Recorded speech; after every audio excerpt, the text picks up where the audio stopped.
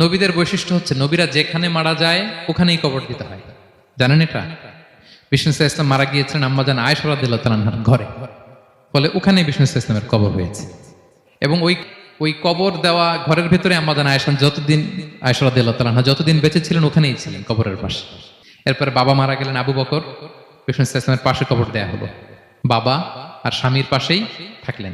এরপর ওমরে ফারুক মারা গেলেন, ওনারও কবর দেয়া হলো। কিন্তু এখন তো আর বাবা আর স্বামীর সাথে পর্দা নাই, ওমরে ফারুকের সাথে তো পর্দা আছে, তো তখন তিনি ঘরটা হয়ে গেছে ছোট, তিনটা কবরে অনেক জায়গা স্পেস নিয়ে গেছে। এখন অল্প একটু জায়গা পর্দা টাঙায় দিলেন ওমরে ফারুকের সাথে পর্দা হিসেবে, ছোট্ট একটা জায়গায় যতদিন বেঁচে ছিলেন ওখানটাতেই ছিলেন।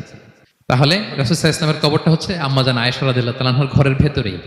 আপনারা মসজিদে নববী যারা ভিজিট করেছেন তারা জানেন যে আপনারা যখন কিবলামুখী হয়ে নামাজ পড়েন, বাম দিকে বিষ্ণু ইসলামের কবর, সেখানে রাসূল সাল্লাল্লাহু আলাইহি ওয়াসাল্লামের পাশে আবু বকর এবং ওমরে ফারুক রাদিয়াল্লাহু তাআলা আনহুমা শুয়ে আছেন।